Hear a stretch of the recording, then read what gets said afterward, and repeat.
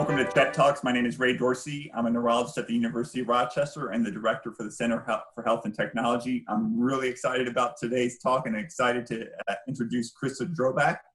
Krista is one of the country's leading digital health policy experts. Over 20 years, it doesn't look it, but over 20 years, she's been a leader at the Illinois Department of Healthcare and Family Services, the National Governors Association, the Centers for Medicare and Medicaid Services, and on Capitol Hill.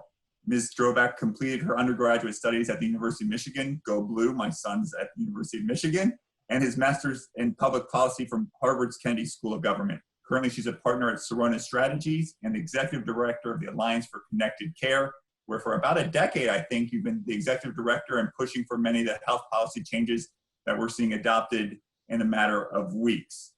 Krista, welcome to Chet Talks. Thank you. Thanks for having me, Ray. So I'll start out with a provocative question. Is telemedicine the new normal? I certainly hope so.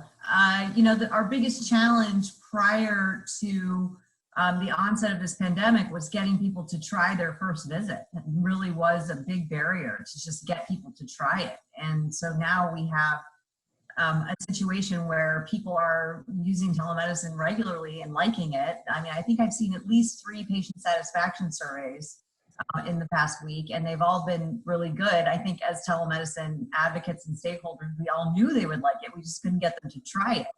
So that has certainly changed. And so I think that it's going to be hard for health systems and provider offices to go back to a situation where they're having people come into the office for everything. They probably will have to bifurcate services a little bit to at least do some low acuity care through telemedicine. A lot of policy changes have happened, probably more policy changes in the last 2 months than the preceding 20 years. Can you highlight some of the biggest ones? Yeah, it's been head spinning. I mean, we've spent years chipping away, almost feels like with like a toothpick, just trying to get a little bit. And then all of a sudden, like the sledgehammer came along and broke down every barrier that we ever tried to tackle, including Medicare, state licensing laws, the technology pieces of this. I mean, it's amazing. We're almost to a point where they're allowing phone only. So it started the first supplemental bill. They said that the secretary would have the authority to waive the rural restrictions and the site restrictions in Medicare. And the secretary triggered that authority retroactive to March 6th, which was when the bill passed.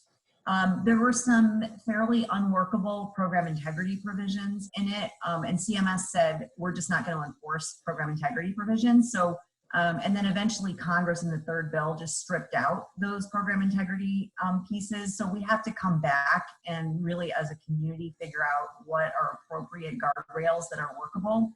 But in the meantime, we're basically operating in an environment where you can have a 1-to-1 payment ratio for a in-office visit and a telemedicine visit in Medicare. And they waived some HIPAA aspects of HIPAA to allow for non-HIPAA compliant platforms. So you can use FaceTime or Skype. They said that you could use the phone as long as it's video enabled. So you can use a smartphone. And then in this last go around, they did add a few E&M codes that are audio only. So there are some treatment and triage codes that are phone only. They waived the Ryan-Haight Act restrictions on prescribed and controlled substances. So for those who treat patients with mental illness, you can now prescribe those drugs over telemedicine. So it really was a host of changes, and that was just at the federal level. And then the states started waiving, crazily waiving state licensing requirements, supervision requirements, and in some cases waiving requirements as to who can practice telemedicine. So in some states it's only physicians, but they're now allowing PAs and NPs to practice. So it's been across the board really a lot of changes. So just to give people perspective, before all these changes, Medicare spent less than 0.1% of its budget on telemedicine. I think that's going to increase substantially. Medicare only covered telemedicine in health professional shortage areas, only covered it in the clinics. Now it's covered regardless of geography and essentially regardless of location. Is that correct? Yeah. In fact, I have a slide that I always joke because Excel wouldn't actually allow me to make the line because out of a $950 billion budget, it was like 22 million. so I would show this pie chart or this, this pie chart, and then there would be like this little tiny line that I basically had to draw in on so minuscule of spending. But to give you an idea, so our members of the Alliance for Connected Care, we have 3 health systems, Intermountain, Stanford, and MedStar. And I checked in with them yesterday. Intermountain did 100 telemedicine visits per week prior to March, and now they're doing 10,000 per day. Stanford University had less than 1% of their visits in January were telemedicine visits. And now they have 70% of the visits that they do are telemedicine, and they're doing 3,000 visits a day. American Well, which is another one of our members, is doing 30,000 virtual visits a day.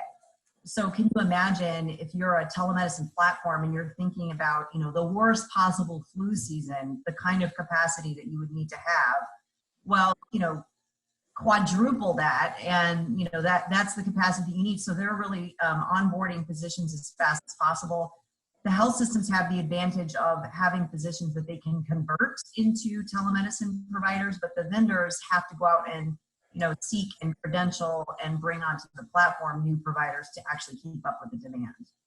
You mentioned American Well. Our next CHED talk is on Tuesday, and Dr. Cynthia Horner, the medical director from American Well, is going to be joining us. Great.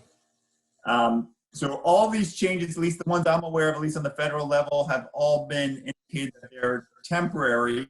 There's no end date that I'm aware of associated with any of these. Are they going to become permanent? It's all within the context of the public health emergency. So once the public health emergency is, I guess, undeclared, then we go back to the way things were. So I'll say a couple of things about permanency. It really is up to us as advocates and consumers to frame success for Capitol Hill, because this cannot be made permanent by HHS or CMS. The Trump administration has got to it takes congressional action to change the statute. So if we can show that healthcare quality didn't suffer, that we didn't have excess visits. I've been talking to a couple of actuaries about how do we discount COVID in looking at the number of visits that we had, because one of the things that the Congressional Budget Office always says is that if you give people the ability to easily access clinicians, they're just going to do it all the time. They don't have to leave their house, and they're just going to be dialing up their doctor. So they always the Congressional Budget Office always said that telemedicine would increase federal spending significantly in Medicare because people would just be using it when they didn't need it. So somehow we have to discount the excess visits because of COVID and say, the regular primary care, the regular, to the extent that there is any post-operative care, those kinds of things were just a replacement of in-office visits. So we're right now trying to figure out what is the framework for the cost structure. And then we're also talking to the NCQA and other quality folks to how do we measure quality. And then we put together that the patient satisfaction data, and we have a storyline then that we can take to Congress to try to make this permanent. The last thing I'll say is that these members of Congress now have constituents who have tried it and liked it. We've always faced this chicken and egg problem where we wanted it in Medicare, but no Medicare beneficiaries really had ever, utilized it or experienced it. So it's not like seniors were telling their members of Congress, we want Medicare to cover this. So we do have that advantage now because of this pandemic. So it sounds like for these changes to become permanent, it requires congressional action and then approval by the president. That these temporary changes are tied to the current declaration of a public health emergency. If that way, these temporary changes would go away, and we'd be left with a big gap between what we were providing and what we could be providing going forward.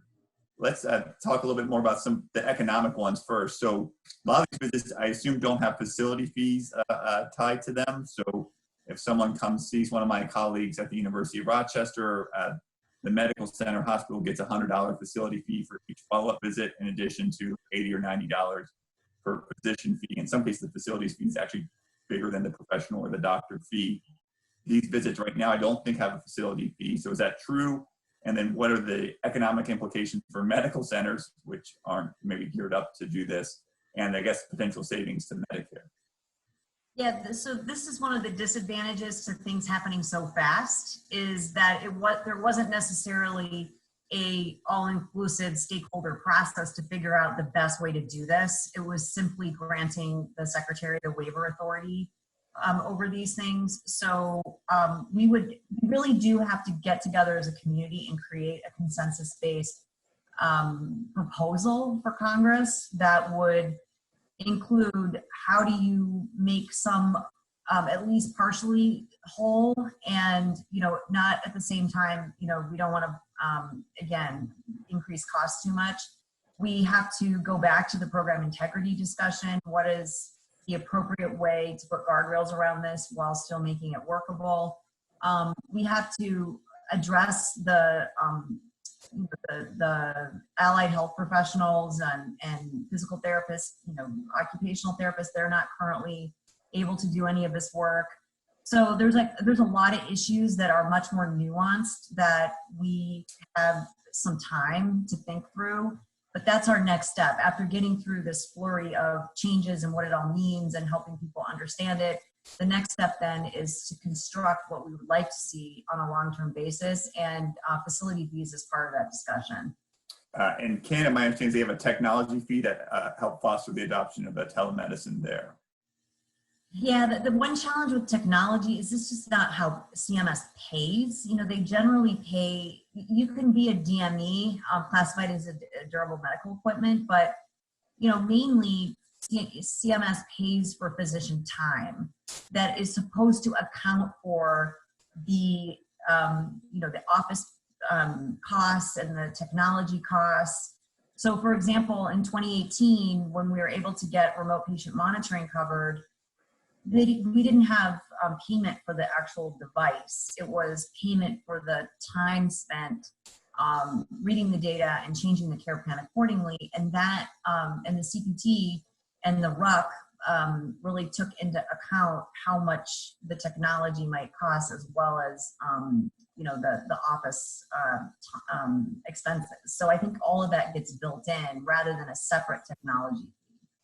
Do you see the public health emergency state being declared ended anytime soon? And if so, what happens if there are second or third waves of coronavirus that happen and people can't go really require telemedicine because it's not safe to go into healthcare facilities? Yeah. I have to say, I think this public health emergency is going to go on for a long time. I mean, obviously this is unprecedented. Public health emergencies tend to stick around for a long time, and not necessarily a long time, but a while after the emergency seems to have abated. So if we see an abatement in August, let's say, and then it comes back at the end of November, I don't think they're going to necessarily turn off all the public health emergency authorities and then have to turn it back on again. I think that they're going to want to wait and see. And already, public health experts are saying we're going to see a second wave in the fall. So I would be very surprised if this did not go until at least mid-2021. I will say that one of the changes that did have a time frame on it related to telemedicine is a change to the IRS code related to health savings accounts, that people hold health savings accounts. There's 32 million people in the United States, and they're mostly in the large group market. They have high deductible plans. They have to pay full price for telemedicine. And under the legislative change in the third package, HSA holders could be offered telemedicine for free or discounted. That change goes until December 31st of 2021. So it's an 18-month change. So I don't know, maybe that gives a hint as to how long Congress thinks this might go on. Are there any other health policy changes related to telemedicine that you want to highlight at either the federal or state level? I just will say one thing that we have been very pleased to see is the waiver of the cross-state licensure requirements. And we continue to have a challenge with every state doing something different. And so we've been keeping an updated chart on the COVID page of the Alliance for Connected Care. But it just goes to illustrate how difficult it is to know which state you can practice in, and what level of provider you have to be. Do you have to have an established relationship? Do you have to fill out paperwork? It's different in every state. And there's a compact called the Emergency Medical Assistance Compact that they put out a telemedicine draft executive order. So it'd be great if governors would use that draft executive order, because then we create some uniformity across all the states in terms of state licensure. But that is an issue that we plan to continue working on. So I would say besides the Medicare reimbursement piece, this cross-state licensure piece is a really big deal. So let me dive into that, and I want to remind our listeners, you're going to have a chance to ask Krista all your questions. As you probably gathered, there's not much she doesn't know. So if you want to go really technical about alphabet soup, she's happy to go that detailed. My understanding is right now I could see a patient with Parkinson's disease in Oklahoma, even though I don't have an Oklahoma license. It seems odd that if I end up caring for someone in Oklahoma for the next 6 months and we have changes, and then I won't be able to care for that patient in Oklahoma when the public health emergency ends. Are these? Yes, exactly. Are the Medicare? So what's the plan for Medicare's changes? So interestingly, Medicare can pay across state lines, but they can't dictate the practice of medicine across state lines. So when, Seema Verma or the vice president or, Azar, when they talk about cross-state lines, they're talking about payments. So Medicare and Medicaid waived payment across state lines. So you can, claim reimbursement, but the question of whether or not you can do it as a doctor and the standard of care is up to the state. So, we've always wanted to do something about that. And the RNs have a really effective compact. I think somewhere in like 35 states have the RN compact, but there's no compact for an NP or a PA. And the physician compact still requires you to be licensed in the state in which you're operating. And so you have to get licensed, pay the licensing fees, pay the renewal fees, and you also have to be prospective in the way that you're considering care. You can't just have someone from Oklahoma on an emergency basis who needs a neurologist, with a specialty in Parkinson's, just contact you. You have to think, okay, in 3 months, I'm going to treat someone in Oklahoma. So this experience will enable us to illustrate that there could be a national framework for licensure. It doesn't necessarily mean that the medical boards don't, control still the disciplinary action and, the actual licensing of someone in a home state. But there could be a lot more uniformity and permissibility across state lines. I'll say one more thing, which is, if you think about the bar for law, there are significantly different laws in, state to state. In my opinion, there aren't significantly clinical differences in treating humans in Oklahoma versus New York. And if you have a center of excellence in New York related to Parkinson's, you should be able to treat patients in Oklahoma. So right now, just be clear, Medicare would pay me to see someone in Oklahoma, but I can't see someone in Oklahoma unless I have an Oklahoma license? That was pre-COVID. So yes. I would have to consult our lengthy chart on our website to figure out exactly what Oklahoma did, but most states have waived some portion of their state licensing requirements in order to allow, capacity management. If there's a lot of capacity in one state and the other state needs people, then you could practice across state lines. So those were state actions. Yes. Not a federal action. Because the federal doesn't happen. One more thing, only because I'm really interested in this topic. The VA obviously allows physicians to this across state lines right now. If you're in, one of my colleagues is in Philadelphia, she can see veterans in New Jersey or in Virginia or Maryland via telemedicine. That's a federal program. Why doesn't Medicare follow suit? Yeah, that's a very good question. And policymakers will say, well, that's a closed system. That's different. This is, VA is more like Kaiser than it is, like a fee-for-service program. So there was a bill back in, I want to say like 2013, that was sponsored by Devin Nunes and Frank Pallone, which is kind of funny because I can't imagine those two getting together on a bill today. But they got together on a bill that said if you accept Medicare payment, you have to have you can have a national license. And oh my goodness, man, that really caused a furor. That bill had no chance, but it laid out a marker. And so now if we can come up with a system that includes the medical boards, and, it still has things controlled at the state level, but have a national framework, we could potentially get somewhere. We talked a lot about clinical care. I know that's your expertise. I'm going to push you a little bit to the changes that are happening in clinical care. They're going to apply to clinical research. 95% of clinical trials have been paused throughout the country. Drug development for everything but COVID is essentially halted. Are any of these changes going to enable virtual clinical trials to take hold? Yeah, so the FDA did release guidance that you can see a patient through a virtual means, either remote patient, so you can either remotely monitor them or you can have telemedicine visits in place of them coming in. I think that we could make a really good argument that should continue permanently, in part because we have so many peripherals now.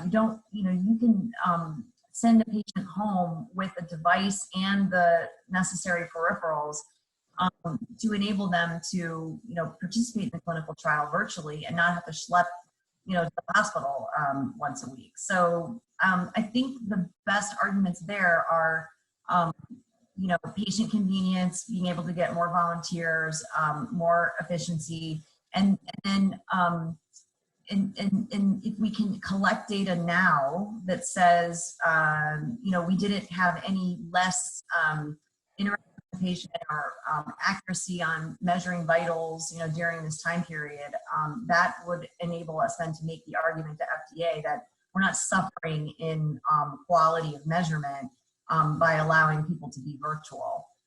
I think one of our members, Care Innovations, is doing virtual clinical trials right now because they have both remote monitoring and telemedicine capability. So they could equip a patient to send their biometric data asynchronously, but then they also have the ability to synchronously, like in real time, have a video visit with the patient. And I think probably those two things are necessary.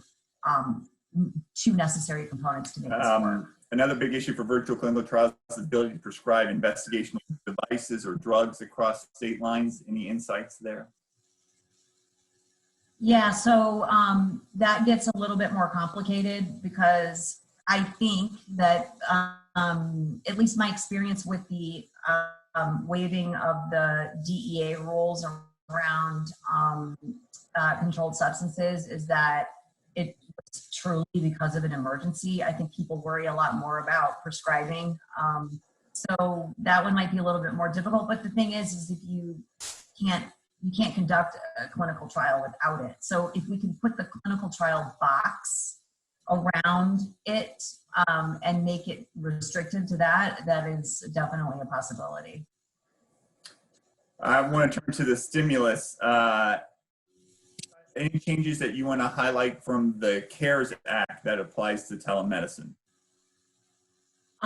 So there was a $200 million FCC grant. So for those of you who are interested, there's an open application process right now.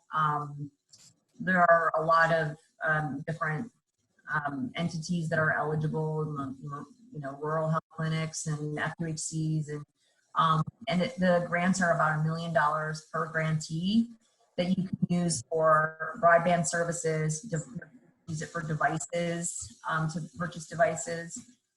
So that's one to highlight, that's for right now, the FCC money. There was a $100 billion hospital fund, which I'm assuming some of it will go to telemedicine, but there isn't really much detail around how much that money can be spent.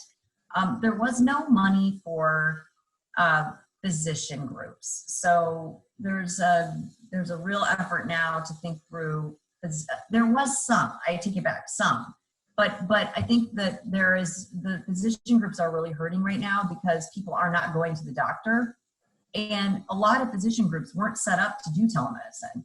So, if you want to scramble and set up an Apple, or a, Skype system, you could.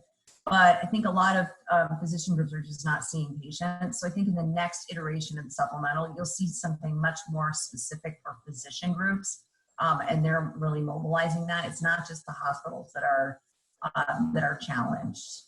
You mentioned the First CARE Act. There was $100 billion earmarked for hospitals. As you probably know, most major medical centers are losing somewhere between $2,000 to $8,000 a day. Mayo Clinic has already announced furloughs.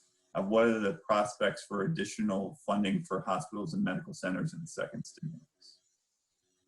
I think pretty good, but I'm going to take a little twist here. And of course, as a policy person, we're always trying to think, is there a policy window opening here for a real change in American healthcare? And I would like to see hospitals being able to restart elective surgeries with a care in the home component, that people can convalesce at home, and that you could actually have a care team that can go into the home through telemedicine, through remote monitoring, but also actual, caregivers, nurses or physicians or whatever doing house calls. If we could couple that, if we can increase care in the home and make the home a medical site of care, it would change the hospital business going forward, obviously, because hospitals would be used for very acute services. So for some hospitals, it might be very scary to think about because you don't necessarily want the home to be a long-term site of care, but you could also think about it as a long-term change in business model. But in the short term, you could get back to doing elective surgeries if we could figure out a way to reimburse for care in the home more appropriately.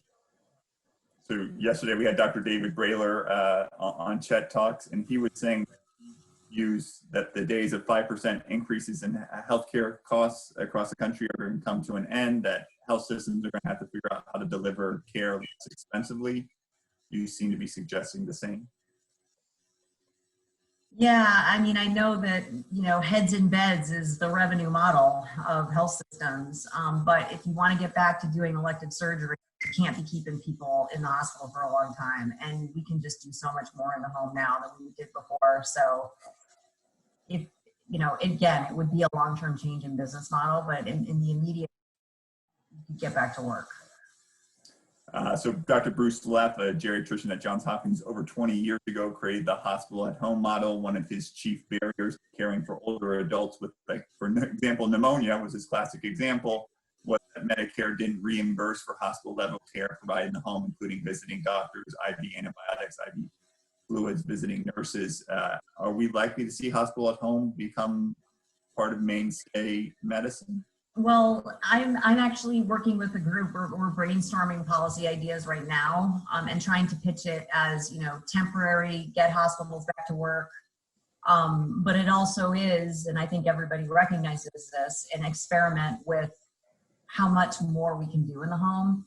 Because right now, most of the complex care that's done in the home is done through Medicare Advantage. So Medicare Advantage, they receive a risk adjustment payment based on, how sick you are. And what they'll do is they'll take their sickest patients and they can contract with vendors that can send interdisciplinary teams into the home. So if you've got,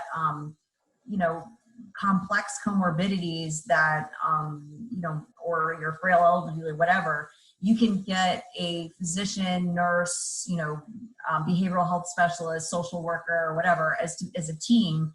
That's your team, but it essentially becomes your virtual healthcare team, and you get 100% of your care in the home, unless obviously you need hospital level care.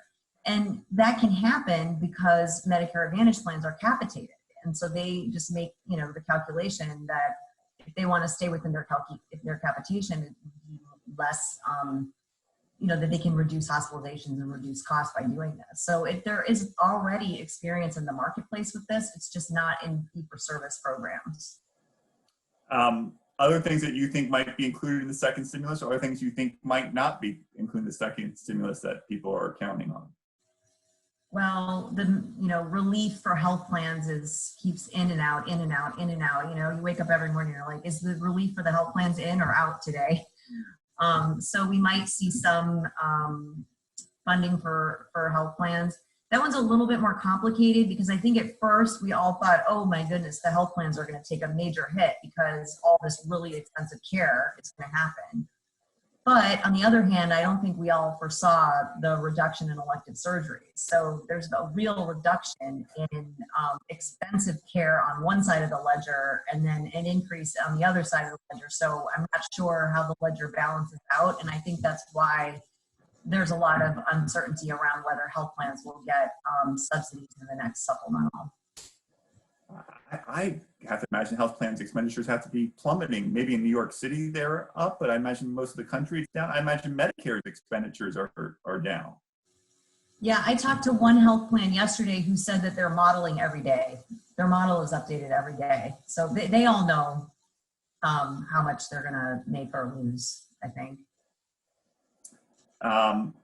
Maybe the lighter side, you're normally walking up and down Capitol Hill, going to the hallways of congressmen and senators. You're obviously not doing that today. How is policy making being affected by COVID?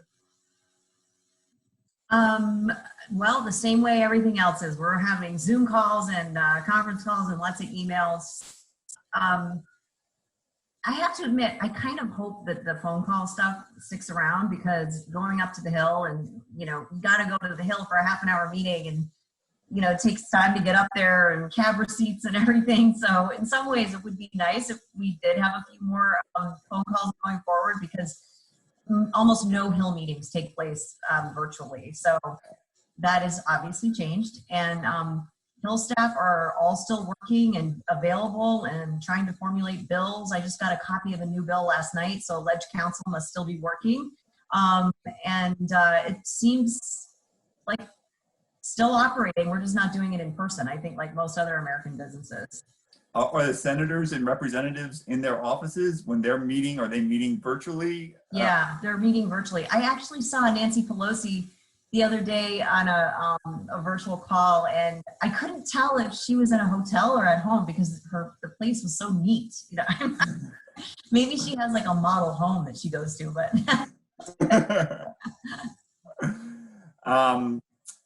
A lot of people have lost their jobs. When I wrote my thing, it was 16 million Americans have lost their jobs through the pandemic. I think it might be closer to 25 million now. With that loss, many are poised to lose their health insurance, or they're left scrambling for health insurance through COBRA exchanges or Medicaid. They're all losing this in the setting of reductions in income. Has Medicare for All met its moment?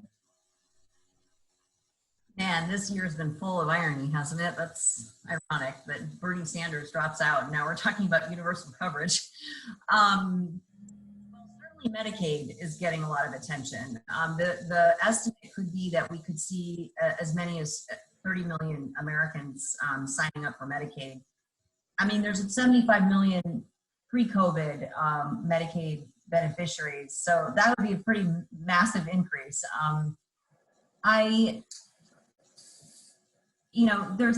saw a really good analysis yesterday that matched up the unemployment claims by state with the number of Medicaid potential new Medicaid beneficiaries that might go on the rolls.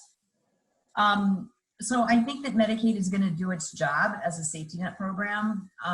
And so I don't know that there's gonna be an argument for necessarily for, for universal coverage, because the $100 billion fund that was in the third supplemental there is money in there for the uninsured. There's an additional $1 billion for testing uninsured patients. And then again, people have the safety net of Medicaid that, unfortunately many will fall into. So I'm not sure that there is going to be a real universal coverage argument. So you're saying that Medicaid beneficiaries currently 70 million, 30 more are going to go in. So that's 100 million Medicaid beneficiaries in the U.S. Yeah, well, that's the top end estimate. That's an estimate. So that's 1 out of every 3 Americans. Yeah, well, right now, Medicaid pays for 50% of all births in the United States. And that was pre-COVID. It pays for 50% of all births. Births. Babies being born. Oh, births, thank you.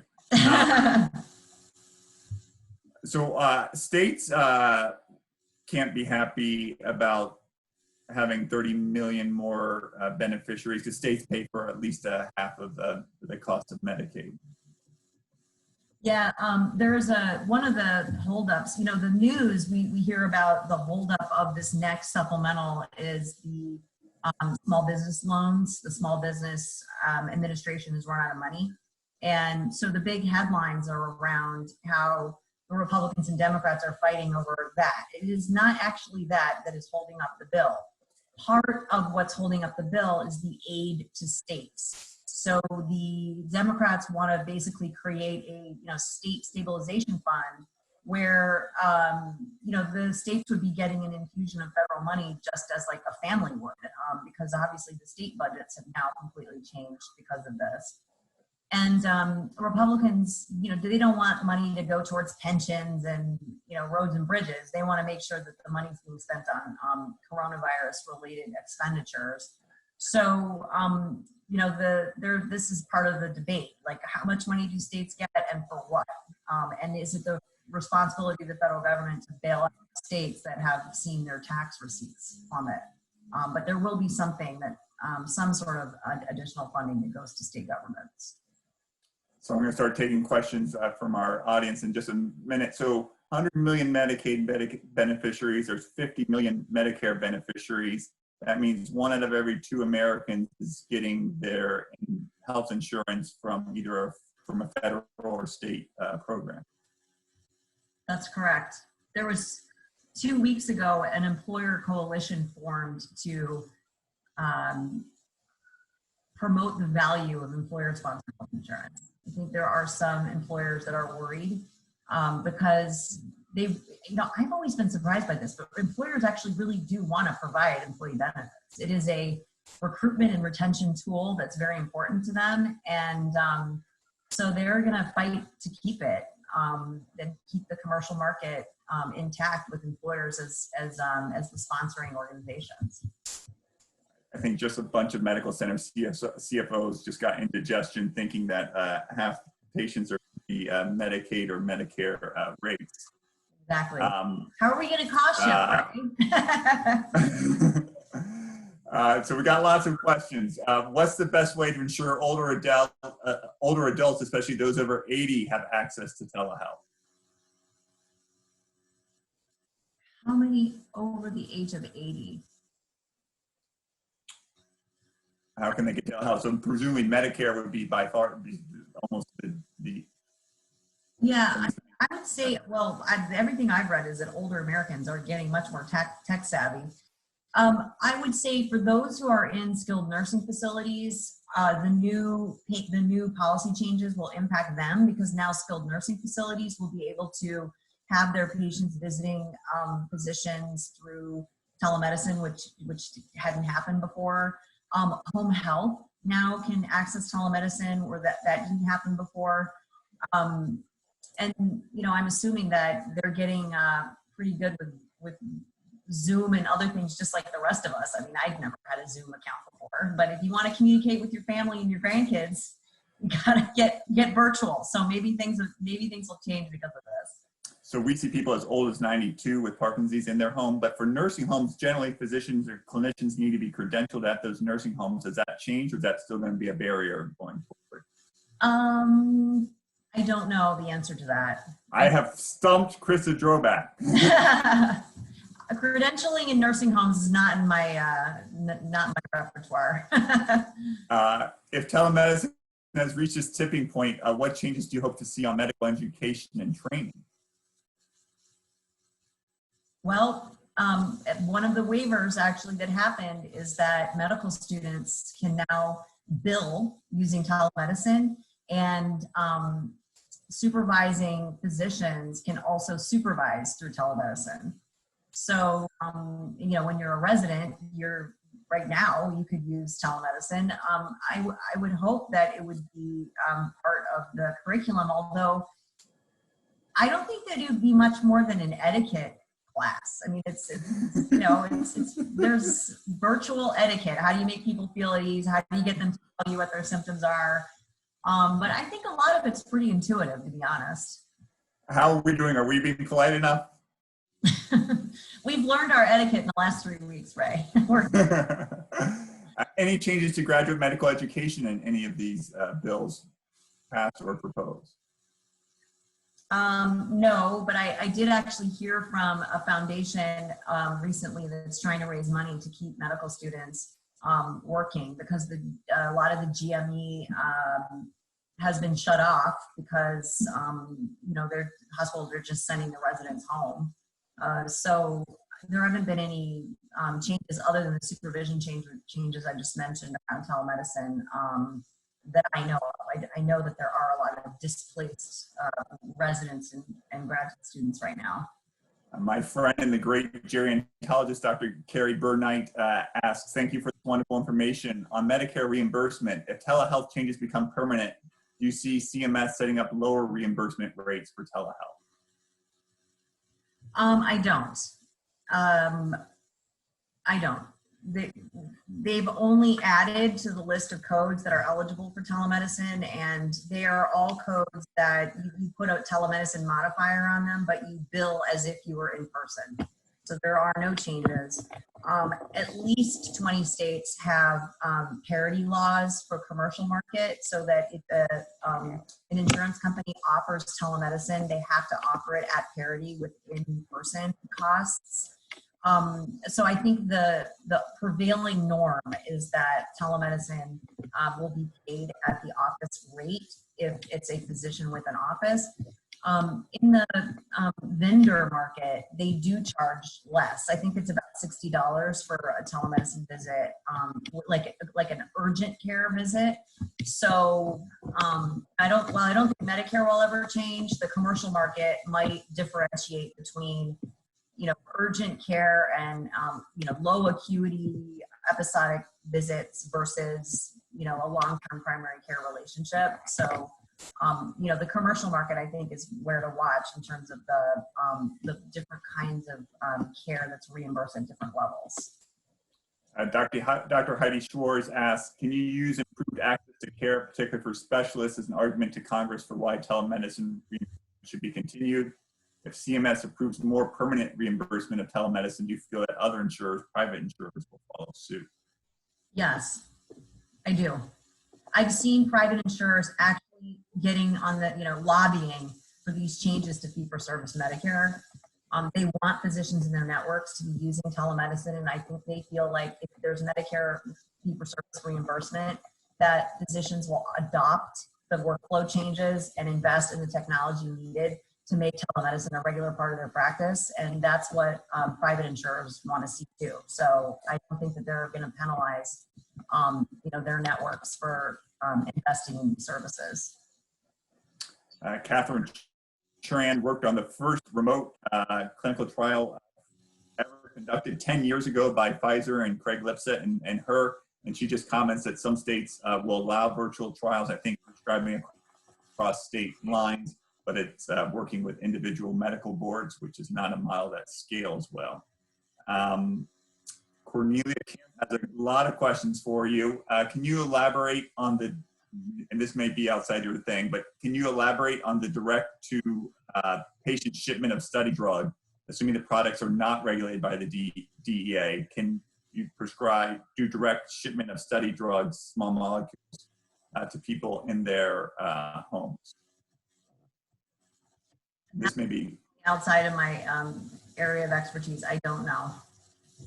I kind of imagine are there people that state regulated too, but anyway. Are there people who are experts in this area that you recommend? You know, I actually would contact the state pharmacy boards because, you know, they understand the different standards of, you know, dispensing, and I would consider shipping someone a dispensing of a drug. So I would reach out to them. There's a national association of pharmacy boards too. Thank you. Dr. Adam Dicker from Jefferson Healthcare asked, how do you judge the quality of telehealth? Are there parameters, and will they have any implications for reimbursement or for Medicare? So this is what we're going to work with NCQA on. I actually have a call with them this afternoon. We're trying to come up with a way to measure quality. And we have different interests. The telemedicine community has an interest in showing that telemedicine is high quality.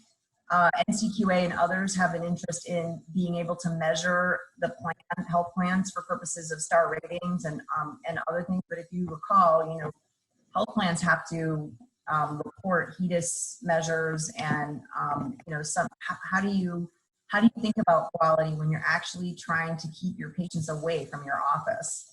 And how do you think about quality when you can't touch a patient? And so we really have to come up with a new paradigm. And I think that's what we hope to do in partnership with NCQA. In terms of just the overall question, I get back to the program integrity piece of this. I work with, you know, the Alliance for Connected Care is, you know, really good actors with high quality medicine. How do we make sure that, you know, we don't have doc in a box popping up and, you know, just serving patients without a way to, you know, verify credentials and actual, you know, the quality of the care that they're providing. So I do think that some of that goes back to the program integrity guardrails that we have to think through. Many medical centers are using telemedicine to care for their existing patients. My guess is Stanford, you know, 70% of visits are existing patients that already have. We have a question, what about older adults in low-income communities, specifically independent living facilities? How will they be able to utilize telemedicine? So as you'll recall, I said that the first bill had unworkable program integrity guardrails, and the actual specifics of that were that they required that a patient have a relationship with the provider within the last 3 years. So you had to have a Medicare claim with the provider before the provider could treat you and be paid for it. So there were some challenges with that, clearly. One of them is just, I don't know if you're a new patient or not, and it's a high compliance bar to go back and find out. So I'm not going to, you know, claim payment for this visit if I might get, you know, slapped with a false claim penalty. So that was difficult. And then the other difficulty is then what about new patients? And also what about someone who was 64 years old and in commercial insurance and came and saw you, and now they're 66 and they want to have a virtual visit, but you didn't trigger a Medicare claim with them because the last time you saw them, they were on commercial. So that section eventually got eliminated. So, you know, you no longer have to have a pre-existing relationship, and many state medical boards have also waived existing relationship requirements for telemedicine. So, so again, most of these, I mean, I don't think Intermountain had 10,000 people per day that are existing patients. I think they're all seeing new patients. And it was actually funny because for those of you who are interested, on our website, on our COVID page, we have a webinar that we did with Stanford, Intermountain, and MedStar. And Intermountain had this chart where they had really low levels of telemedicine visits. And then all of a sudden, one of the Utah Jazz players got COVID, and it just like went off the charts. You know, like everybody wanted to check in with their doctor at that point because you know, suddenly COVID became real. They knew someone who had it. And so, you know, all of those patients can't be existing patients for sure. So if you're now to the facility question, again, the waiver includes facilities. So, you know, you essentially can be anywhere. You can be at your house, you can be at a SNF or, you know, wherever to utilize telemedicine. And I'm assuming that the staff in many of these facilities have already set up telemedicine capabilities because they can't take the patients out of the facility. Can you tell us what your website is? Yes, it's connectwithcare.org. And if you go to resources, there's a COVID page. So that's connectwithcare.org. We'll put that in the chat. I like this next question. Many times the patient voice carries more weight than with legislators and policymakers in the physician voice. Are you aware of patient advocacy groups that will also push for telemedicine use post-pandemic? Yes, in fact, you can, if you go on our website, you can see our advisory board, and they are mostly, they're patient and provider groups. So we have Parkinson's, MS, ALS, all the mental health groups. I mean, there are a lot of patient voices there. And, you know, I would say in general, the patient voices in Washington are organized by disease or age group. So we have AARP for, you know, older people, and they represent, you know, consumer voices for older people. And then we have, you know, March of Dimes for kids, and then the rest of the consumer groups are generally organized by patient groups. There aren't too many groups that are just, you know, healthcare consumers for change kind of thing. But yeah, so we coordinate on a regular basis with all of our advisory board members, and I expect to see them all at the table trying to push for these changes to be made permanent. One more audience question, then I'll give you one before we wrap up. What change has surprised you the most in regards to telehealth policy changes as a result of COVID? I gotta say, it wasn't necessarily an individual change, it was the speed. I mean, I'm not kidding you when I said, like, we had a little toothpick and we were chipping away. I mean, we considered a major win last year when we got them to cover substance abuse treatment with co-occurring behavioral health conditions. And that was only because of the opioid epidemic. I mean, we needed a massive, you know, detrimental epidemic of drug abuse before we could get substance abuse covered. And we just thought, like, oh my gosh, this is the beginning. And like, you know, we got dialysis check-ins covered, and, you know, just little wins along the way. And then within the span of 3 weeks, it was just like every barrier just fell. And so I think that was the biggest surprise, is just how fast it happened. So the current administration's gotten a lot of criticism for their handling of COVID, and that may be justified. Who deserves credit for making these policy changes for telemedicine? HHS, Azar, and Seema Verma. They, you know, first time I went and saw Seema Verma when she became the CMS administrator, she said, "I've got telehealth written right in the middle of my whiteboard. You know, I really want to push out remote care, digital health," and she has done it every step of the way. Azar has also been very committed to virtual care, and I worked in the Obama administration, and you know, I know they were considering it, but this administration really came in again with the sledgehammer and broke down a lot of those barriers. So one nice thing about the current administration, and kudos to Seema Verma and Alex Azar. So you've been in this health policy for a little 20 plus years. You've been championing digital medicine for at least 10, if not more. Do you have predictions for what we'll see post-pandemic? Oh man, this is a, you know, fun parlor game for nerdy health policy people in Washington. I think that we'll see, I mean, obviously, I would like to see a long-term change in virtual care.